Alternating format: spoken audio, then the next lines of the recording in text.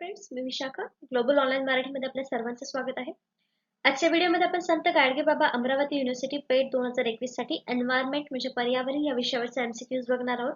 हे आपलं 5वं लेक्चर आहे. याआधी आपले 4 लेक्चर्स कंप्लीट झालेले आहेत एन्व्हायरमेंट या विषयावरती. जसं की आपल्याला माहिती आहे सिलेबसमध्ये environment, ICT, mental ability, reasoning, mathematical reasoning हे सगळे विषय आहेत. तर त्यामधला एन्व्हायरमेंट आपण कव्हर करत आहोत सुरुवातीला आणि त्यातलं हे 5वं लेक्चर आहे आपलं. लेक्चर सुरू करण्यापूर्वी एक महत्त्वाची गोष्ट अशी आहे, जे स्टुडंट्स या युनिव्हर्सिटीचा म्हणजे संत गाडगेबाबा अमरावती युनिव्हर्सिटी पेट एक्झामसाठी अपीअर होणार आहेत आणि ज्यांना ही एक्झाम क्लिअर करायची आहे त्यांच्यासाठी आमच्याकडे एक कंप्लीट कोर्स आहे अवेलेबल, ज्यामध्ये सेक्शन ए तुमचा पूर्णपणे कव्हर केला जाणार आहे. कारण या कोर्समध्ये तुम्हाला दिले जाणारे फुल व्हिडिओ लेक्चर्स, जे सिलेबसमध्ये तुम्हाला जे जे दिलेलं आहे त्याच्यामध्ये full video lectures, full syllabus notes, full syllabus 20 test, सरावासाठी 20 टेस्ट मिळणार आहेत तुम्हाला हे एक्झामची डेट येईपर्यंत. शिवाय कंप्लीट गायडन्स मिळणार आहे पीएचडी ऍडमिशन वरती. आणि हा कोर्स जॉईन करण्यासाठी फक्त दिलेल्या व्हॉट्सअप नंबरवरती मेसेज करायचा आहे. त्याची फीस फक्त 499 रुपये आहे. सेक्शन ए मध्ये कुठले कुठले सिलेबस मध्ये काय काय विषय आहेत तर environment, research methodology, language, ICT, त्याच्यानंतर न्यूमरिकल, रिझनिंग, हे सगळे विषय जे आहेत ते सगळे तुमचे या कोर्समध्ये कंप्लीट केले जाणार आहेत.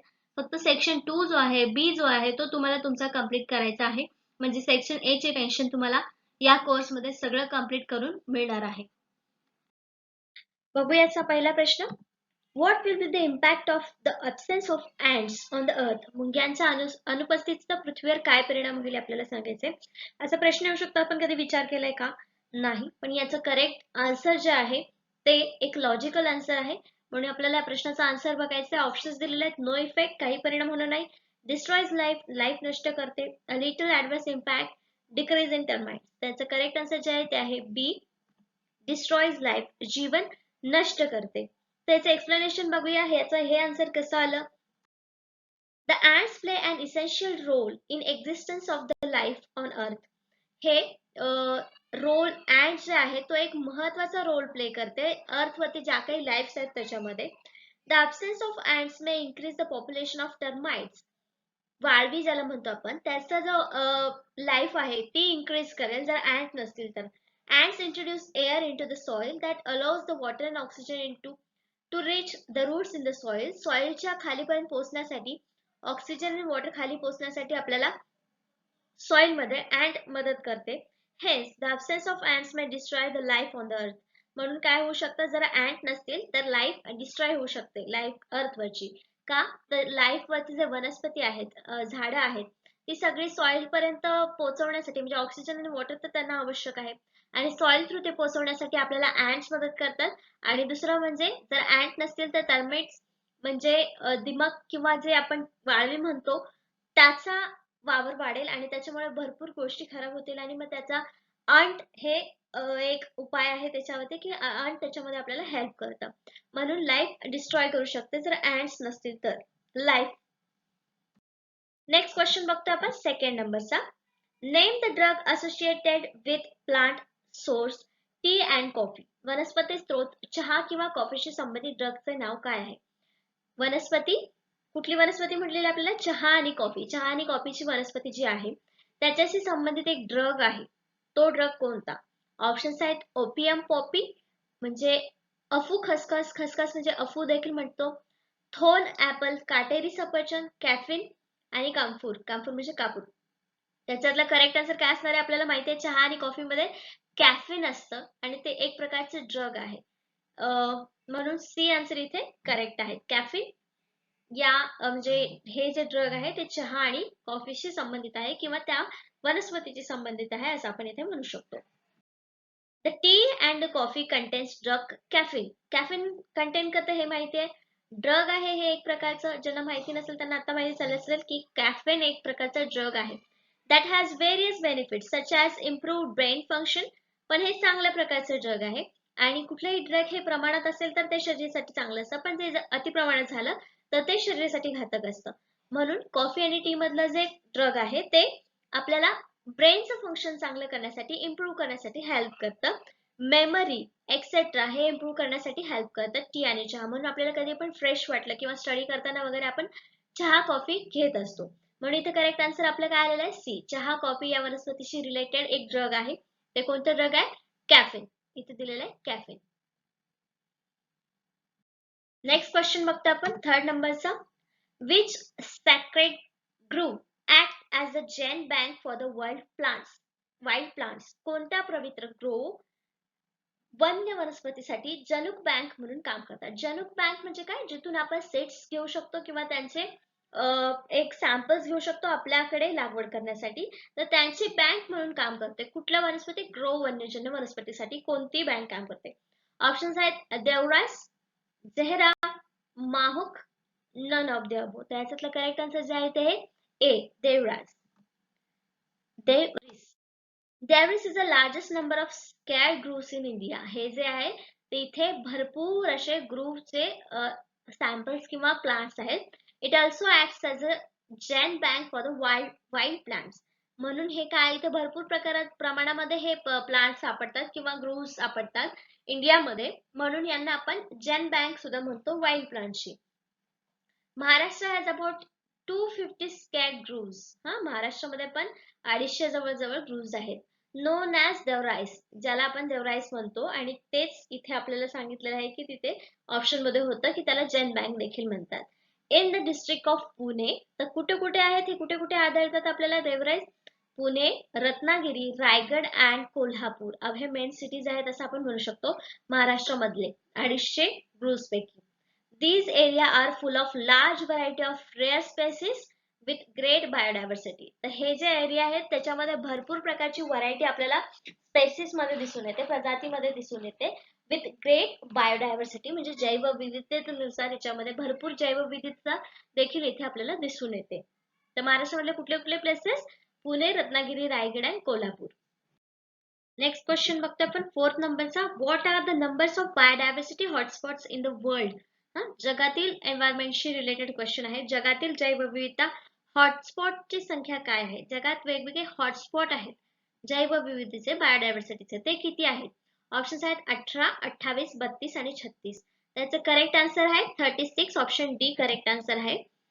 ते कुठले कुठले आहेत? आता हे आपल्याला नंबर्स लक्षात ठेवावं लागेल की 36 हॉटस्पॉट आहेत. वर्ल्ड मध्ये विचारले त्याच्यामुळे इथे 36 आन्सर आलेला आहे. The 36 hotspots of the world specify the number of endemic species existing in a particular hotspot. हे particular hotspots धरून 36 hotspot आहेत पूर्ण जगामध्ये. त्यातले काही इथे आपण दिलेले आहेत ते लक्षात ठेवण्यासारखे आहेत. वाचून जेवढे लक्षात राहतील तेवढे. North and central America. These continents play host to thousands and thousands of acres of important habitat. Thousands of important habitat म्हणजे ते घर आहेत तिथल्या वेगवेगळ्या स्पेसिसचे. South America, Central Asia, Africa, Canada, Brazil, Himalayas, Polynesia, Micronesia, South Pacific Ocean, Atlantic Forest, Brazil, Paraguay, Argentina, Uruguay. तर हे काही हॉटस्पॉट दिलेले आहेत. हे जर आपल्याला नजरेमध्ये आले की यापैकी कुठले हॉटस्पॉट आहेत बायोडायव्हर्सिटीचे, तर यापैकी आपण आन्सर्स देऊ शकतो जर एकदा नजरेखालून गेले असतील तर. अदरवाईज आपल्याला कळणारही नाही की कुठले हॉटस्पॉट आहेत हे 36च्या अंडर. म्हणून हे लक्षात ठेवायचं आहे. नेक्स्ट क्वेश्चन बघतोय फिफ्थ नंबरचा. The major part of extinction of species occurs in which of the following bioreach areas? प्रजाती नामशेष होण्याचा प्रमुख भाग खालीलपैकी कोणत्या जैवसमृद्ध भागात आढळतो? नामशेष होण्याचा प्रमुख भाग असा प्रश्न विचारलेला आहे. ऑप्शन्स आहेत ट्रॉपिकल फॉरेस्ट, उष्णकटिबंधीय जंगले, वेटलँड्स, आंध्र प्रदेश आणि कोरल रिफ्स, प्रवाळी भाग. आणि याचं चौथा ऑप्शन आहे ऑल ऑफ द अबोव, वरील सर्व. त्याचं करेक्ट आन्सर आहे D all of the above. वरील सगळ्याच भागामध्ये जैवसमृद्ध भागामध्ये काही प्रजाती ह्या नामशेष होण्याचा प्रमुख भाग म्हणून आढळतात. The extinction also occurs in biorich areas and constitutes a major part of extinction. The biorich area मध्ये सुद्धा काही extinction होत असतात. The biorich areas where extinction occurs are tropical forest. तेच ऑप्शन मध्ये जे ऑप्शन्स दिले होते आपल्याला की ट्रॉपिकल फॉरेस्ट दिलेलं आहे, कोरल रीफ्स अँड वेटलँड्स. या सगळ्या ठिकाणी देखील ते एक्सटिंक्शन होत असतं बायोरिच एरियाज मध्ये. नेक्स्ट क्वेश्चन बघतो आपण 6 नंबरचा. Which of the following species is used in indigenous medicines? खालीलपैकी कोणती प्रजाती स्वदेशी औषधामध्ये वापरली जाते? स्वदेशी घरगुती जे काही औषध आपण बनवतो किंवा एक औषधी वनस्पती म्हणून वापरतो ते कुठली आहे? ऑप्शन्स आहेत Ziziphus, tamarind, babul, none of the above. त्याचं करेक्ट आन्सर आहे D, none of the above. कारण याच्यामधलं कुठलंही असं स्वदेशी औषध म्हणून वापरलं जात नाही. रानामध्ये कधी कधी बाबूळ वापरलं जातं, पण स्वदेशी औषध त्याला आपण म्हणू शकत नाही. याचा correct answer none of the above आहे डी, वरीलपैकी काहीही नाही. Neem is used in making indigenous medicine. Indigenous medicine बनवण्यासाठी नेम यूज करतात, म्हणून त्या ऑप्शन्स पैकी एकही आन्सर आपलं करेक्ट नव्हतं. The Ziziphus and tamarind are the types of small and large trees, while tamarind is a type of thorny species. Thorny स्पेसिसचा एक प्रकार आहे टर्मरिन म्हणजे चिंच, आणि हे जे मोठे आहेत ते दोन्ही मोठे झाड आहेत, लहान आणि मोठ्या झाडांचा प्रकार आहे. म्हणून नीम हे त्याचा करेक्ट आन्सर होता, आणि आपल्याला डी ऑप्शन तिथे करेक्ट द्यावं लागलं, जे होतं none of the above. Next question बघतोय आपण 7th नंबरचा. Which of the following element is responsible for ground water population in various states. म्हणजे खालीलपैकी कोणता घटक विविध राज्यामध्ये भूजल प्रदूषणासाठी जबाबदार आहे. कुठला एक घटक आहे जो भूजल, जे जमिनीखालचं पाणी आहे त्याला प्रदूषित करण्यासाठी जबाबदार आहे. ऑप्शन्स आहेत chlorine, fluoride, chemicals, none of the above. त्याचं करेक्ट आन्सर जे आहे ते आहे बी, फ्लोराईड. फ्लोराईड याच्यामध्ये असा घटक आहे जो भूजल प्रदूषणासाठी जबाबदार आहे. तो कसा हे आपण एक्सप्लेन करून बघूया. Fluoride enters through the drinking water and combines with the bones in human body. तर फ्लोराईड जो आहे तो पिण्याच्या पाण्यामधून माणसाच्या बोन्स मध्ये जातो, आणि it can lead to permanent joint deformalities. ह्याच्यामध्ये काय होऊ शकतं की जे जॉईंट्स आहेत त्याच्यामध्ये डिफॉर्मॅलिटीज येऊ शकते परमनंट, म्हणजे कायमची.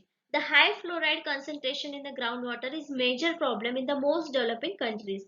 डेव्हलपिंग कंट्रीज मध्ये हाय फ्लोराईड दिसून येतं, कारण ग्राउंड वॉटर मध्ये ते मिसळलं जातं, आणि हे खूप घातक आहे असं आपण म्हणू शकतो. मेजर प्रॉब्लेम आहे सिटीज मध्ये. कुठल्या स्टेज मध्ये? डेव्हलपिंग कंट्रीज मध्ये. म्हणून फ्लोराईड आपलं तिथे करेक्ट आन्सर आलं होतं. नेक्स्ट क्वेश्चन आपण बघतोय 8 नंबरचा. The most frequent and naturally occurring disaster is. सर्वात वारंवार आणि नैसर्गिकरित्या उद्भवणारी आपत्ती आहे दिलेल्या ऑप्शन्स पैकी. ऑप्शन्स आहेत ड्रॉट, दुष्काळ, सुनामी, फ्लड, अर्थक्वेक. त्याचं करेक्ट आन्सर काय असणार आहे? ड्रॉट, प्रत्येक वेळी ओला दुष्काळ, सुका दुष्काळ हे वेगवेगळे प्रकार आहेत. सुनामी आणि भूकंप हे काहीतरी पृथ्वीच्या अंतर्भागात काहीतरी हालचाली होत असल्यामुळे येतात. दुष्काळ पण काही वर्षानंतर येतो, कायम येत नाही, किंवा नैसर्गिकरित्या असं म्हणू शकत नाही आपण. पण फ्लड जे आहे तो नैसर्गिकरित्या येतो. एखाद्या वेळेस जर पाऊस जास्त झाला आणि तिथे पाणी आलं तर लगेच फ्लड येतं. म्हणजे हा वारंवार येणारे आपण बघतो प्रत्येक वर्षी काही ना काहीतरी रिझन दिसतं, आणि म्हणून तो वारंवार येणारी उद्भवणारी एक आपत्ती आहे असं आपण म्हणू शकतो. म्हणून इथे आपला करेक्ट आन्सर सी आहे. फ्लड, पूर, नैसर्गिकरित्या उद्भवणारी आपत्ती आहे. The most frequent and naturally occurring disaster across the country are flood. फक्त इंडियामध्येच किंवा महाराष्ट्रामध्येच नाही, तर कंट्री अक्रॉस द कंट्री, पूर्ण भारतामध्ये हा डिझास्टर आपल्याला दिसून येतो. It arise due to the irregulation of the monsoon in various parts of the country. तर याचं रिझन काय आहे की मान्सूनचं इररेग्युलेशन, म्हणजे त्याच्यामध्ये अनियमितता आहे मान्सून मध्ये, त्याच्यामुळे हा प्रॉब्लेम आपल्याला फेस करावा लागतो इंडियामध्ये राहणाऱ्या लोकांना. नेक्स्ट क्वेश्चन आहे 9th नंबरचा.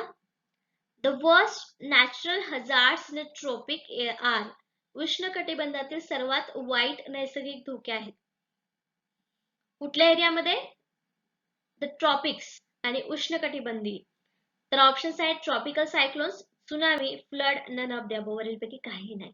त्याचं करेक्ट आन्सर जे आहे ते आहे ए, ट्रॉपिकल सायक्लोन्स. कसं? उष्णकटिबंधीय चक्रीवादळे. तर आपल्याला प्रॉपर प्रश्नच हा विचारला की उष्णकटिबंधीय एरियामध्ये कुठले धोके जास्त आहेत. तर सुनामी, पूर यांच्यापेक्षा ट्रॉपिकल सायक्लोन्स इथे नेहमी चक्रीवादळे येतात, आणि त्याच्यामुळे कधी कधी समुद्रामध्ये वेगवेगळे धोके निर्माण होतात, आणि त्याच्यामुळे मग एक नैसर्गिक धोका निर्माण होतो. त्याच्यामुळे ए आन्सर इथे आपला करेक्ट आहे. ट्रॉपिकल सायक्लोन्स म्हणजे उष्णकटिबंधीय चक्रीवादळे इथले धोके आहेत. Tropics are the area of intense low pressure. हा, तर ह्याचं रिझन दिलेलं आहे की ट्रॉपिक्स वरती एरिया जो आहे तो लो प्रेशरचा आहे. This cyclone generally occurs near the equator over the warm ocean waters. जिथे इक्वेटर आहे त्या इक्वेटर वरती हे सायक्लोन्स जनरली तयार होतात. इक्वेटर असं म्हणतो इथे. इथे वार्म ओशन्सचे वॉटर्स जे आहेत तिथे सायक्लोन नेहमी तयार होतात कारण इथे कमी दाबाचा पट्टा असतो. Severe tropical cyclones can be 2 or in a 3 years. हे जे म्हणजे हार्ड ट्रॉपिकल सायक्लोन्स कधी कधी येतात तर ते कधी कधी 2 ते 3 वर्षामध्ये म्हणजे प्रत्येक 2-3 वर्षामध्ये येतच असतात. ट्रॉपिक्स वरती कुठला मग प्रॉब्लेम आहे तर तो आहे सायक्लोन्सचा. नेक्स्ट क्वेश्चन आहे आपला 10th नंबरचा. UNCED stands for. हा एक UNCED एक फुल फॉर्म आहे, शॉर्ट फॉर्म आहे आणि त्याचा फुल फॉर्म आपल्याला सांगायचा आहे. तर ऑप्शन्स दिलेले आहेत. United nations corporation on environment and development, United nation conference on environment and development, United nations corporation on environment and disaster, United nation conference on environment and disaster. त्याचं करेक्ट आन्सर आहे बी. लक्षात ठेवायचं आहे United nations conference and environment, not corporation and disaster, not disaster. इथे परत आपल्याला conference हे आलेलं आहे. कॉन्फरन्स आहे पण पुढे डेव्हलपमेंट पण आहे, एन्व्हायरमेंट पण आहे. म्हणजे हे 3 वर्ड लक्षात ठेवायचं. United nation conference, environment, development. म्हणून इथे करेक्ट आन्सर आपला बी आलेला आहे.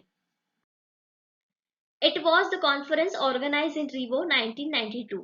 हे 1992 मध्ये एक कॉन्फरन्स घेतली होती रिवो मध्ये. It shows that the environment and development of the nation are closely related. तर इथे काय दाखवलं गेलं आपल्याला की एन्व्हायरमेंट आणि डेव्हलपमेंट म्हणजे विकास आणि पर्यावरण यांचा जवळचा संबंध आहे असं आपल्याला या कॉन्फरन्स मध्ये जाणीव झाली. Hence the care and protection of the earth. म्हणून पृथ्वीची काळजी आणि संरक्षण हे महत्वाचं ठरलं. Its species is the need of today.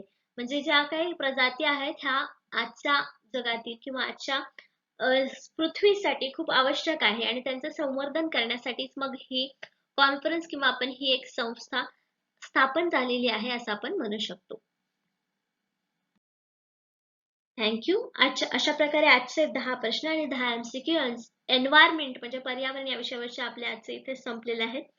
Next session मध्ये आपण ICT वरचे MCQs बघूया आणि त्यातल्या काही कन्सेप्ट क्लिअर करूया किंवा त्यावर कसे क्वेश्चन्स आपल्याला येणाऱ्या पेट एक्झाम मध्ये येऊ शकतात ते बघायचं आहे. आजच्या सेशनसाठी धन्यवाद.